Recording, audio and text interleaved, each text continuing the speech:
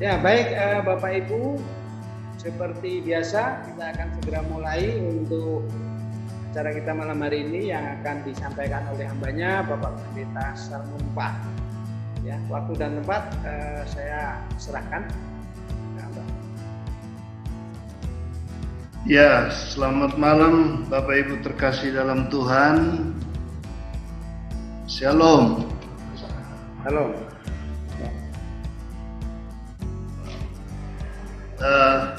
Tokoh yang akan kita bahas pada malam hari ini yaitu Abraham. Satu pribadi yang memberi inspirasi dalam kehidupan kita, yang telah kita kenal semua dalam hal imannya. Jadi Abraham dijuluki bapak dari semua orang percaya karena keunggulannya itu terletak pada imannya. Nah, iman seperti apa? Kita semua juga punya iman, ya, semua juga punya iman.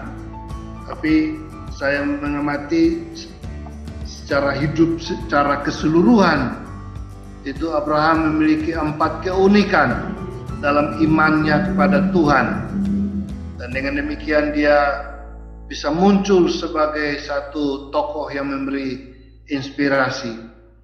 Dan juga bagi kita semua di tengah menghadapi berbagai pergumulan hidup, yang paling berharga dalam hidup kita memang adalah iman. Hadapi apapun tanpa iman, ya kita tidak bisa. Firman Tuhan mengatakan bahwa orang benar akan hidup oleh karena iman. Jadi mari kita belajar dari tokoh yang memberi inspirasi ini, yaitu Abraham dalam memenuhi panggilannya. Ada 4 keunikan iman Abraham yang akan kita bahas pada malam hari ini. Terima kasih kepada Pak Pendeta Gunar yang sudah tiba di calon ibu kota di Kalimantan Timur, tapi dia ingat saya dan menelpon untuk bisa mengisi acara ini. Terima kasih Pak Igrea yang juga sudah mempersiapkan semua hal teknis. Terima kasih untuk semua teman-teman yang bergabung pada malam hari ini. Kiranya apa yang kita bahas ini menjadi berkat bagi kita semua pada malam hari ini. Nah, yang pertama keunikannya yaitu kita lihat pada ketaatan Abraham. Nah, aspek ketaatan ini sangat-sangat penting. Taat dalam hal apa?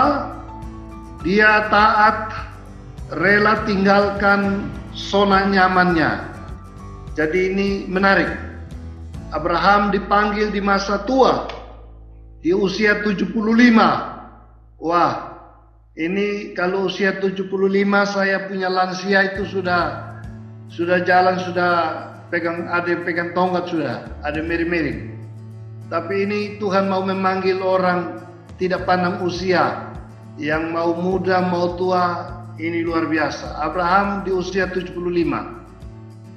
dan dia begitu taat. Nah, Abraham ini dia latar belakang hidupnya berada di zona nyaman, zona yang sebenarnya membuat dia tidak perlu lagi untuk memikirkan segala sesuatu, karena latar belakang orang tuanya kaya raya, jadi sudah cukup melimpah dalam hidupnya. Tapi kenapa dia mau tinggalkan zona nyaman seperti itu hanya untuk mau taat mengikuti panggilan Tuhan? Jadi taat mengikuti panggilan Tuhan ini, pergi ke tempat yang dia tidak tahu.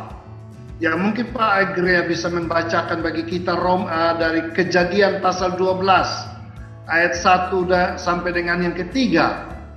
Bagaimana Abraham dipanggil oleh Tuhan, dan luar biasa Abraham mau taat pada panggilan. Abraham dipanggil Allah. Kejadian 12 ayat 1 sampai 3. Berfirmanlah Tuhan kepada Abram, pergilah dari negerimu dan dari anak saudaramu dan dari rumah bapamu ini ke negeri yang akan kutunjukkan kepadamu. Aku akan membuat engkau menjadi bangsa yang besar dan memberkati engkau serta membuat namamu masyhur, dan engkau akan menjadi berkat. Aku akan memberkati orang-orang yang memberkati engkau dan mengutuk orang-orang yang mengutuk engkau, dan olehmu semua kaum di muka bumi akan mendapat berkat. Ya. Jadi keunikannya yaitu dia mau taat, pergi ke tempat yang dia tidak ketahui. Jadi itu berarti suatu tindakan di luar logika, tindakan di luar rasio. Orang biasanya membuat keputusan berdasarkan logika, rasio. Tapi ini Abraham tidak pakai rasio, berangkat dengan iman saja, tidak melihat tempatnya. Tuhan bilang pergilah ke tempat yang akan kutunjukkan kepadamu nanti, bukan sekarang. Nah, Pak Gunar baru pulang dari Kalimantan Timur, mau buka KKN di sana. Pak Gunar pergi lihat dulu. Iya Pak Gunar. Tapi kalau Pak Gunar lihat keadaannya nggak baik, mungkin nggak mau. Nah, jadi kami ada guyon waktu Pak Gunar ada di sana. Dan sudah diketahui posisinya di mana, tempatnya bagaimana.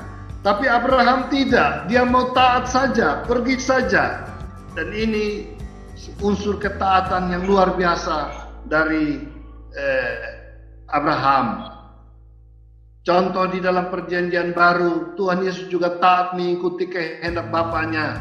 Dia taat tinggalkan sorga, tinggalkan zona nyaman, datang ke dunia orang berdosa, dan taat untuk melaksanakan misi penyelamatan, mati di kayu salib. Dan Alkitab mencatat dia taat sampai mati. Jadi kita sebagai anak-anak Tuhan belajarlah dari Abraham, dari unsur ketaatan. Kalau Tuhan yang memanggil kita, Tuhan yang memerintahkan kita, Tuhan yang menggerakkan hidup kita, Tuhan punya rencana bagi kehidupan kita, apapun, apakah kita mau taat kepada Tuhan ataukah tidak.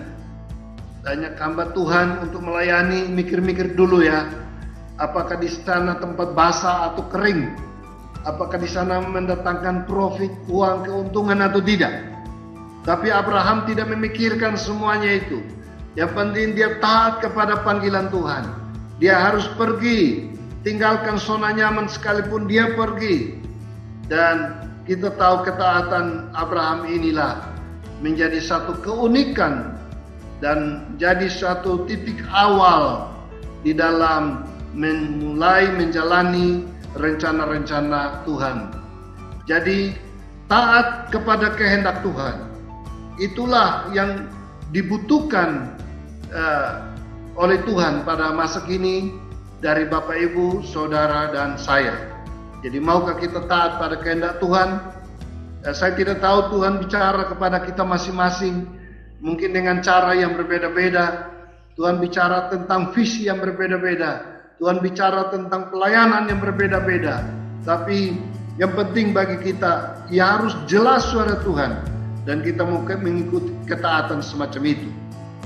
Ya, dalam Kejadian pasal 22 ayat yang ke-18 pun bisa Pak Agriam membacakan bagi kita. Ya. 22 ayat 18.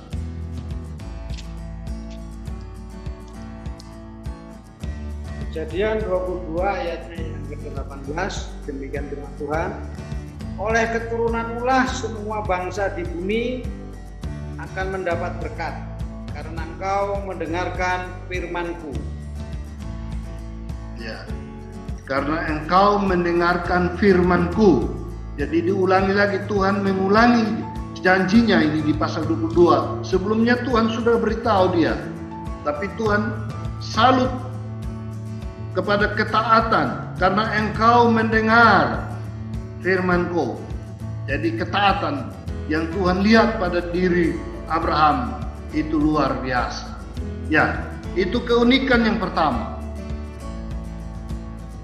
Yang kedua, di dalam perjalanan hidup Abraham setelah mentaati kehendak Tuhan, justru kita lihat bahwa Abraham orang yang selalu mendengar suara Tuhan. Nah, ada krisis-krisis yang diperhadapkan dalam perjalanan hidup Abraham. Ada 3 krisis di sana. Ada krisis ekonomi, ada krisis iman, ada krisis moral. Tapi dia mau melewatinya juga. Nah, jadi dipanggil Tuhan itu dia belum tahu apa yang akan terjadi. Nah, mari kita lihat krisis yang diperhadapkan kepada dia. Kejadian 12 ayat yang ke-10. Apa yang terjadi setelah dia taat menjawab panggilan Tuhan dalam perjalanannya hidupnya bersama dengan Tuhan? Kejadian 12 ayat yang ke-10. Kejadian 12 ayat yang ke-10, demikian firman Tuhan. Abram di Mesir. Ketika kelaparan timbul di negeri itu, pergilah Abram ke Mesir untuk tinggal di situ sebagai orang asing. Sebab hebat kelaparan di negeri itu. Ya, lihatlah Abraham yang kaya raya. Dia menjawab panggilan Tuhan. Setelah itu Abraham sampai pada titik nol. Sebab hebat kelaparan di negeri itu. Krisis ekonomi terjadi. Dan dia harus ke Mesir. Pasti Abraham tidak punya apa-apa lagi. Waktu dia keluar dari lingkungan keluarga, dia bawa banyak harta kekayaan yang dia bawa dalam perjalanan. Dan semuanya sudah habis juga. Tetapi dia tetap taat kepada Tuhan. Nah, inilah yang sering terjadi dalam hidup kita. Ketika kita taat menjawab panggilan Tuhan, ada krisis-krisis yang datang menghadang kehidupan kita.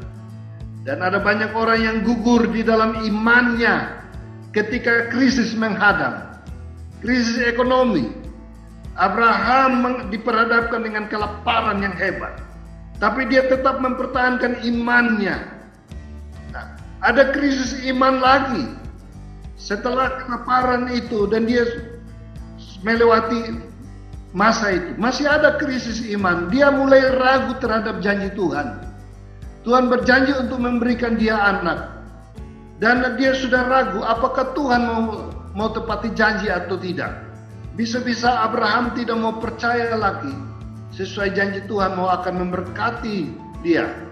Kejadian pasal 15 ayat 4, 5 dan 6. Kejadian 15 ayat 4 sampai 6. Tetapi datanglah firman Tuhan kepadanya demikian. Orang itu tidak akan menjadi ahli warismu, melainkan anak kandungmu. Dialah yang akan menjadi ahli warismu. Lalu Tuhan membawa Abram keluar serta berfirman, coba lihat ke langit, hitunglah bintang-bintang, jika engkau dapat menghitungnya, maka firman-Nya kepadanya, demikianlah banyaknya nanti keturunanmu. Lalu percayalah Abram kepada Tuhan, maka Tuhan memperhitungkan hal itu kepadanya sebagai kebenaran. Nah, lihatlah di sini bahwa Abraham memperbaharui lagi janjinya, komitmennya. Dia berpegang kepada janjinya. Dan ayat 6 mengatakan lalu percayalah Abraham lagi. Berarti sebelumnya Abraham ragu dan mungkin dia tidak percaya lagi. Karena krisis iman terjadi pada diri Abraham juga. Ya, sudah terjadi mengapa dia kawin dengan Hagar. Karena itu juga krisis iman bagi Abraham. Ya, tapi sekarang dia percaya lagi. Tadi dia sudah melewati krisis ekonomi. Sekarang dia melewati krisis iman. Dan dia mau percaya lagi. Masih ada satu krisis lagi yang diperhadapkan. Krisis moral. Dihadapkan kepada keluarganya, yaitu ponakannya Lot yang ada di kota Sodom. Kejadian 18 ayat yang ke-22. Kejadian 18 ayat yang ke-22, lalu berpalinglah orang-orang itu dari situ dan berjalan ke Sodom, tetapi Abraham masih tetap berdiri di hadapan Tuhan. Ya, Abraham berdoa buat Sodom, kita lihat di sana. Ada krisis yang diperhadapkan bagi keluarganya, tetapi dia tetap peduli keluarga. Dia berdoa buat Sodom juga. Dia berdoa buat Lot supaya diselamatkan. Dan dalam cerita itu dia tawar-menawar dengan Tuhan. Wah, luar biasa Abraham. Setelah menjawab panggilan Tuhan, awalnya taat pada Tuhan, tetapi dalam perjalanan hidup Abraham ada krisis-krisis yang menghadang, tetapi dia bisa atasi itu semua. Jadi dia digelari Bapak segala orang percaya karena terbukti dia melewati krisis-krisis yang ada. Bagaimana dengan kita? Krisis kesehatan, krisis ekonomi, krisis kepercayaan, dalam berbagai pergumulan hidup kita, pasti juga. Tapi kalau kita mau tetap berjalan dengan Tuhan, selalu dengar suara Tuhan di setiap pergumulan itu, pasti kita juga jadi pemenang seperti Abraham.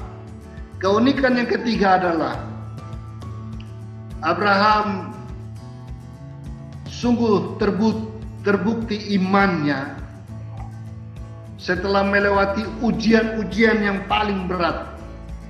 Nah, dia lulus dalam ujiannya. Kalau tadi krisis ekonomi, krisis iman, krisis moral itu masih ringan. Ini satu ujian yang lebih berat lagi datang. Kejadian 22 ayat yang kedua. Kejadian 22 ayat yang kedua, firman-Nya, ambillah anakmu yang tunggal itu yang engkau kasihi, yakni Ishak. Pergilah ke tanah Moria dan persembahkanlah dia di sana sebagai korban bakaran pada salah satu gunung yang akan kukatakan kepadamu.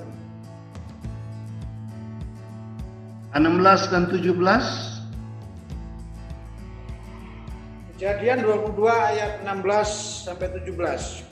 Katanya, aku bersumpah demi diriku sendiri, demikianlah firman Tuhan, karena engkau telah berbuat demikian dan engkau tidak segan-segan untuk menyerahkan anakmu yang tunggal kepadaku, maka aku akan memberkati engkau berlimpah-limpah dan keturunanmu sangat banyak seperti bintang di langit dan seperti pasir di tepi laut, dan keturunanmu itu akan menduduki kota-kota. Ya, Abraham melewati ujian iman yang berat. Dan di balik itu Tuhan tetap berjanji baru akan diberkati. Jadi kalau di Kejadian pasal 12 panggilan awal, wah itu menyenangkan. Aku akan memberkati engkau dan bla bla bla bla bla.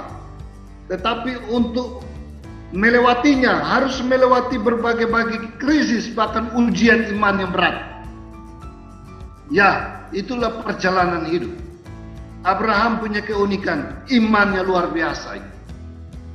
Jadi dia beri persembahan yang terbaik, satu-satunya yang paling berharga dalam kehidupan umat Ibrani. Dalam zaman Abraham, anak itu amat berharga untuk melanjutkan keturunan.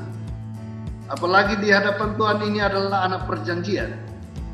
Tetapi Abraham sudah terbukti. Dan disinilah keunggulan daripada Abraham, yaitu imannya. Imannya adalah iman yang sudah teruji dengan bermacam-macam persoalan, dari krisis yang ringan sampai yang terberat.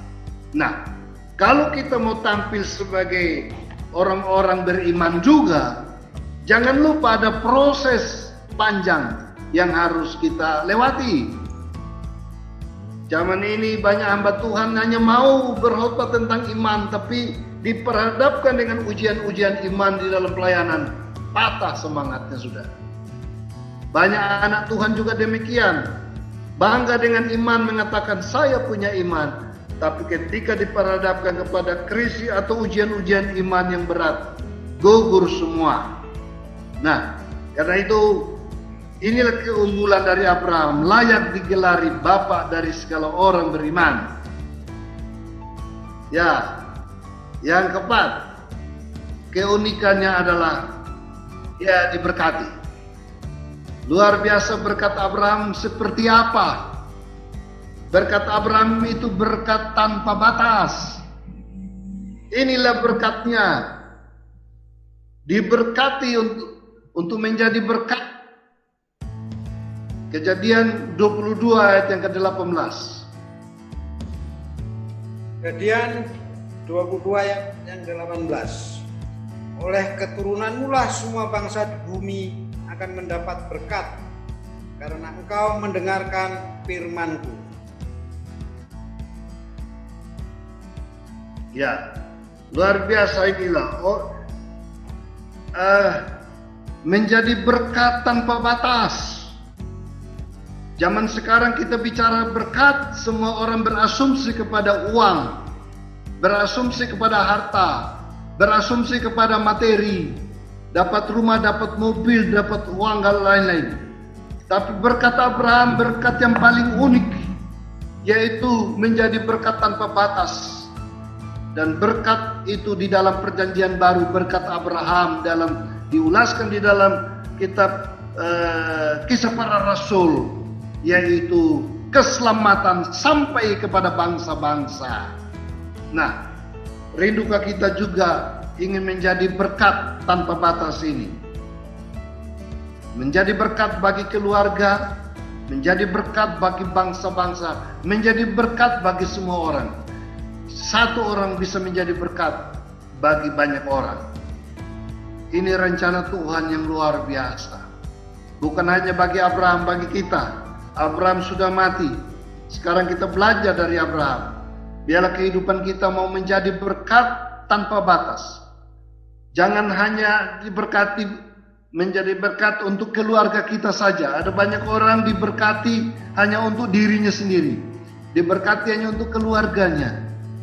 Tetapi tidak, harusnya kita diberkati untuk menjadi berkat bagi orang lain, bahkan menjadi berkat tanpa batas seumur hidup kita.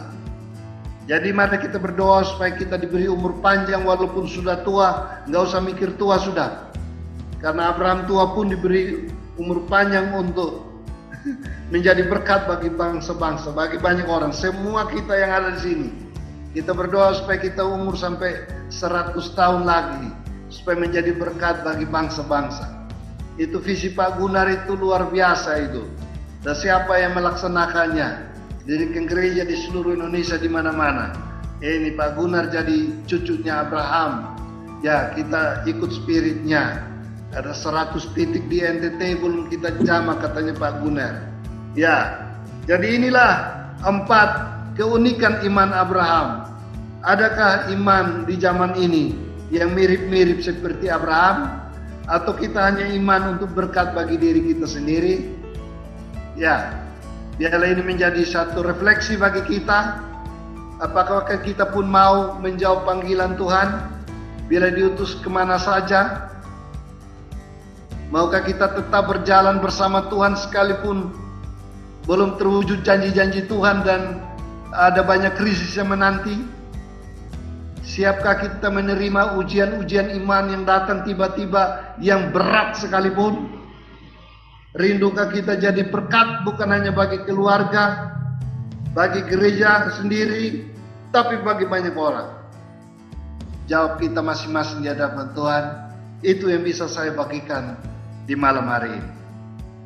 Amin.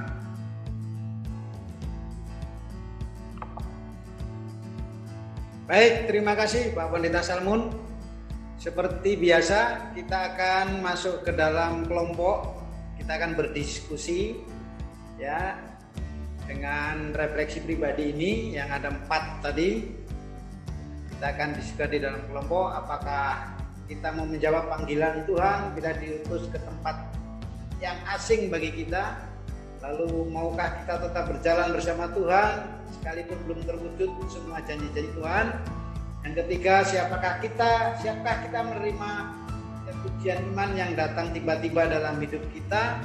Lalu yang keempat, rindukah kita jadi berkat bukan hanya bagi keluarga atau gereja sendiri? Saya akan bagi menjadi 3 kelompok dan saya akan siapkan waktunya kurang lebih 15-20 menit, dan nanti silahkan berdiskusi di dalam kelompok. Saya bagi langsung. Ya, baik Bapak Ibu, kita sudah selesai diskusi kita di kelompok. Kita akan ketemu lagi di session yang ke-17 setiap hari Jumat di acara yang sama dengan narasumber mungkin yang berbeda. Kita akan akhiri pertemuan kita pada malam hari ini. Mungkin ada yang ingin disampaikan dari Pak Gunar? Ya, terima kasih untuk Pak Pendeta Salmon ya yang sudah memimpin kita pada acara ini. Kita memang saya cek bahwa saya sendiri juga dapat undangan untuk sekarang Zoom itu hampir setiap waktu, setiap saat ya. Dan sebentar lagi saya juga harus ikut Zoom undangan dari Amerika ya, karena ada teman yang meminta saya dan hampir semua orang sibuk dengan Zoom-nya masing-masing. Tapi kita bersyukur, tadi saya kenalan dengan mahasiswinya Pak Salmon, si Regina. Wah, sekalipun masih muda tapi dia semangat, punya iman yang luar biasa, pasti ngikuti jejaknya dosennya itu ya. Sekali lagi terima kasih Bapak Ibu dan saudara sekalian, dan ada beberapa yang baru dan saya harap nanti Pak Pendeta Salmon juga akan memimpin untuk tokoh-tokoh yang lain ya, supaya pada akhirnya kita bisa ketularan. Oke. Sebelum kita doa, saya pikir saya serahkan kepada Pak Pendeta Salmon untuk closing statementnya. Ada enggak 1-2 kalimat yang Bapak ingin sampaikan dan sekaligus nanti Bapak akhiri dalam doa. Silakan Pak Pendeta Salmon.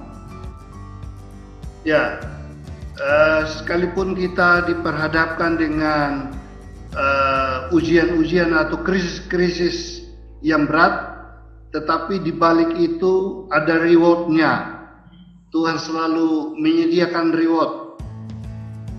Jadi berkat bagi bangsa-bangsa.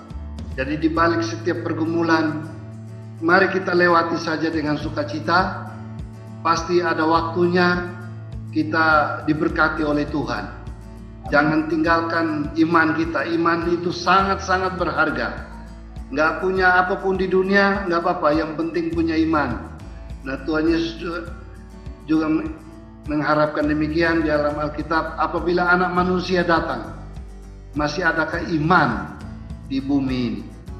Jadi itu yang saya tekankan. Tetap bernyala-nyala. Siapapun kita, Tuhan siap memberkati, memakai kita semua. Amin. Silakan langsung doa aja Pak. Oke, ya ini anak saya Novi baru gabung, nggak apa-apa. Ya, kita doa. Terima kasih Tuhan untuk kasih kebaikan-Mu. Engkau begitu ajaib bagi kami. Engkau tidak berubah. Engkau Allah Abraham, Allah Ishak, Allah Yakub, Allah kami yang kami sembah dalam satu nama yang tidak berubah, Tuhan Yesus Kristus. Biar berkat Abraham sampai kepada kami dan kami lanjutkan itu kepada banyak orang. Kami percaya Tuhan punya rencana untuk memberkati kami semua, memakai kami semua menjadi berkat bagi banyak orang. Biar kami tidak lewatkan sia-sia dalam kehidupan ini. Terima kasih untuk kebersamaan malam hari ini di Zoom. Tuhan memberkati kami. Kasih anugerah dalam Tuhan Yesus Kristus dengan kasih setia Allah Bapa, penyertaan Roh Allah yang kudus hadir memberkati kita sekalian dari sekarang sampai selama-lamanya. Amin. Amin. Amin. Amin. Terima kasih Pak Pendeta Pendeta Salmon dan terima kasih buat semuanya. Sampai ketemu lagi di hari Oke. Jumat minggu depan.